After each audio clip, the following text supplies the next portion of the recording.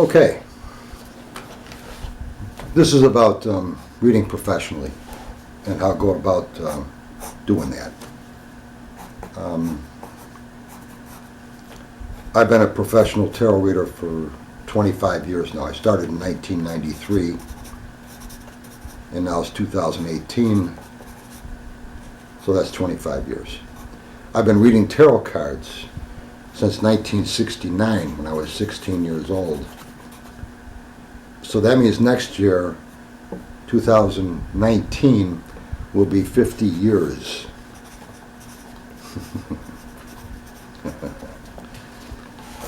I'll have to have an anniversary party or something.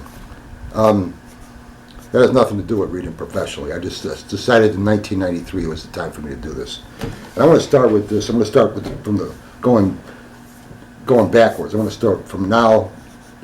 I'm going to start at the finishing end of things and moving backwards.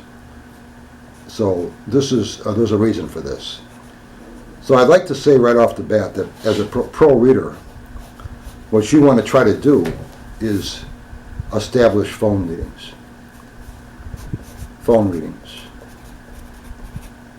And anywhere else you work, whether it's a New Age bookstore, which we're going to go over that, fairs, festivals, miscellaneous events, being a house reader somewhere, coffee houses, things like this, where you're doing face-to-face readings, ultimately what you're doing is you're letting those people know that you're available for other readings in the future if they want one with you, for phone readings. And phone readings are a great way to do it. They're easy. And after a client has had a few readings with you face-to-face, they don't mind getting a phone reading with you after that, because they know how you read, they know who you are, so they feel comfortable with getting phone readings. So setting up a situation like that I think is important, because you're going to find as a pro reader, at least with me, half your readings, half your business is going to be by phone readings. Again, this is what happened. This is what worked for me. So there might be other ways to do it. This is what worked for me. So if you talk to other pro readers, they might say they did other things. So this is what worked for me. So anywhere you read, I think it's important to have contact information handed out to them. So what's a business card? Maybe you have a website.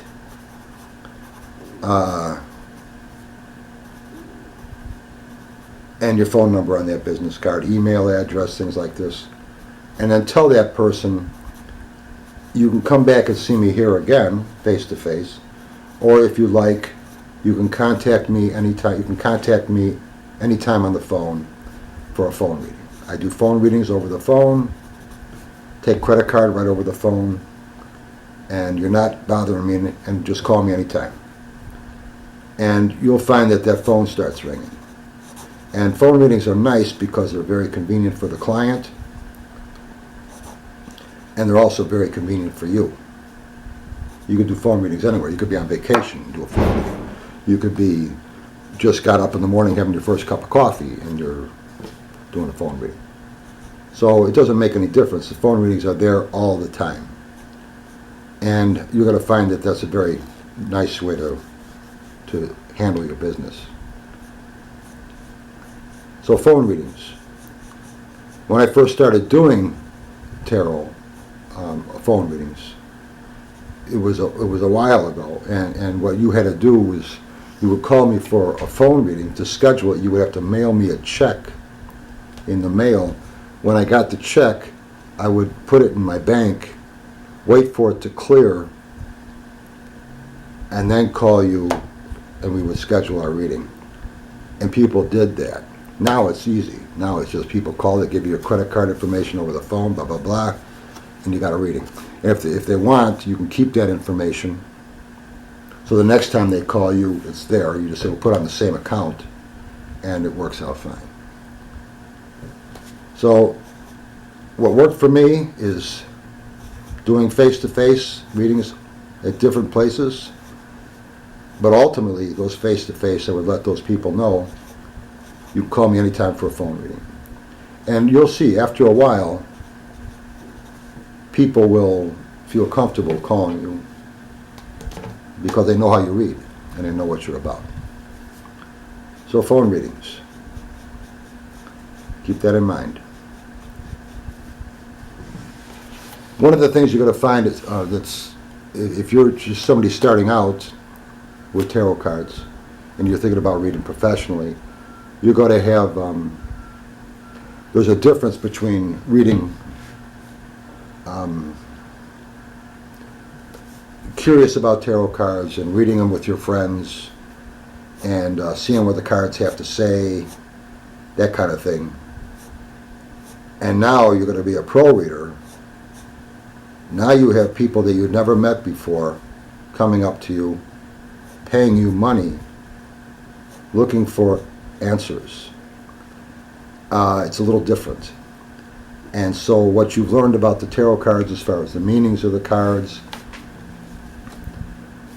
and all of that, yes, it's important, but it doesn't seem to have the same weight as it did when you were just playing around with the cards.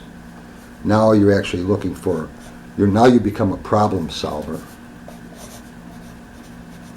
an answer finder.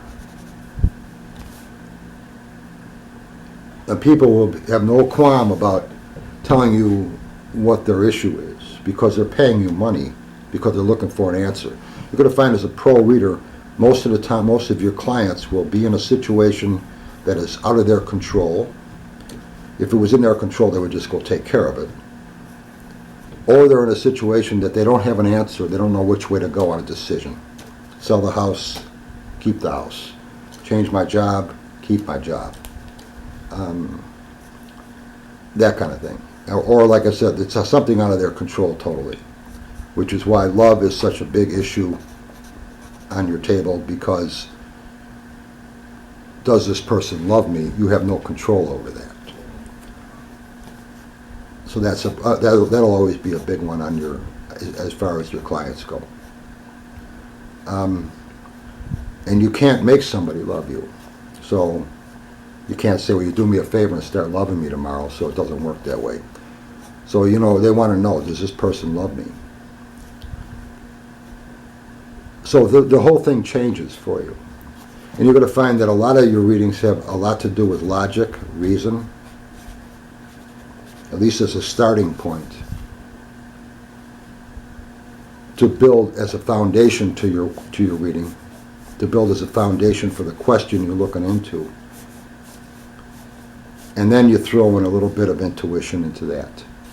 So I'd say most of my readings as a professional is 90% logic, with a very important 10% intuitive insight involved with it. Intuitive insight is like concentrated knowledge. It goes a long way. It's like spice to a stew. You can do a lot with 10% insight. So it's something to keep in mind. When are you ready to be a pro? I would say if you want to practice, if you're not too sure if you know the cards that well, a good way to practice that is to do a 3-card spread. Have the 3-card spread be strengths, weaknesses, and opportunities instead of past, present, and future. Strengths, weaknesses, opportunities. Take a question, any specific question, and just lay down cards one at a time, strengths, weaknesses, opportunities, and learn how to read fluently, where you can lay down one card, and as you're laying down that card, you start speaking about the strengths of this situation. And as you're speaking about that, you're laying down a second card for weaknesses. And as you finish up with talking about the strengths situation, you start to read the weaknesses situation now. And as you're talking about that, you lay down opportunities card over here. And you do all this in a matter of about 30 seconds. You're now laying down one card, talking about it, laying down a second card, talking about it, and so on. That's called reading fluently. And it's a good way to practice, practice doing a 3-card spread that way. After you get good at doing that, if you even want to go past, present, and future, you could do that too, instead of strengths, weaknesses, and opportunities. I just like that better than past, present, and future. If you want to, if you get good at reading fluently with 3-card spreads, Then you can start doing something like a 5-card or 7-card horseshoe spread, laying them out and doing the same thing. As you're laying them out, you're talking, and you're constantly talking, you're not stopping as you're laying the cards out. And this works out nicely. And after you get good at that, then maybe you could take something like a Celtic cross and start laying them out. And you'll find yourself reading fluently as you're laying the cards out. And it's a nice way to start a reading. You could look in depth into that situation afterwards, but starting out that reading that way, as you're laying the cards out, you're talking what you're seeing. This helps you become very fluent with the cards and how to interpret them. It's good practice, and you could do it any time. Another thing I keep in mind, reading professionally, is card spreads have a lot of different aspects to them. And instead of focusing so much on those positions, meanings of the card spread, I like to look into 4 basic areas of the question. And that's what, why, how, and when. What is the real question we're looking into? Lots of times a client won't really look at the big picture on their question. So what is the question? Why do they want this in their life? Why? Why are you trying to achieve this? What are you really trying to gain? Why do you think this will make you happy? And then how? How are we going to achieve this objective, this goal? And when? The timing. When do we act? When do we act? Do we act now before opportunities are lost? Or do we act later at a more advantageous time for this situation to be giving me the best chance for success? So what, why, how, and when. If you could answer just one of those aspects well for your client in a way that they didn't see before, whether it's how, an opportunity coming up, or when, or any of those, your client will think that it was worth their money. Actually, if you could answer those 4 aspects to any question asked of you accurately every time, you'll be a very rich person. So it's a nice goal, nice to keep that in mind as what you're trying to achieve. What, why, how, and when. If you could tie those in as far as meaning of the positions of the spread, ultimately what I'm looking at is what, why, how, and when for this person. You'll do very well. So I teach that with all of my classes. Another thing that I think people just starting out reading have a tendency to do is they don't think that they can ask questions to the client. Your client, like I said, when they start paying you money to read, they're more than happy to talk to you about their issue. They're not out to just, this isn't casual anymore, tell me what you see in the cards. They have an actual problem they're trying to accomplish here. And they'll be more than happy to tell you what it's about. So I usually start a reading by saying, is there anything you'd like to discuss here today? Relationship, career, goals for 2018, things like this. And then they'll tell you what their issue is. They're more than happy to tell you what it is. Another reason I start out by saying that is because lots of times clients will think they're sort of embarrassed to tell you that it's a relationship issue here I'm talking to you about. So if you start out by saying, is there anything you'd like to discuss here today?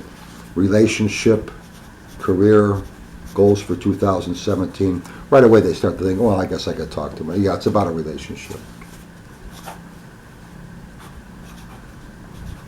Another thing I think is you'll see as a trend or a pattern with readings is lots of times some people they're not comfortable getting a reading with you because they hear the word psychic reader or tarot reader and they think you could read their mind and you know all these secrets about them and things like that.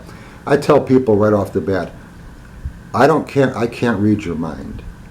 If I feel that they're uncomfortable, about opening up to me. I'll tell them I can't read your mind. I can't go there if you don't want me to go there. And this usually makes them feel more at ease. So if there's things you don't want me to know, I won't know them. I'll let them know that. This lets them know I'm not looking in their closet here. I'm just going after their issue of what they're trying to accomplish. So what, why, how, and when. Don't be afraid to ask questions to your client and really focus on ultimately the reason you're doing face-to-face readings at different stores, coffee houses, events like festivals and fairs and things like this is to hand out your information and letting people know you can call me for a phone reading anytime. Then you set up a credit card account where you could take their information over the phone and keep it on record, and that phone will be ringing. Next, other things we'll be talking about here in another tape, another video, is a little bit about my history, how I did it,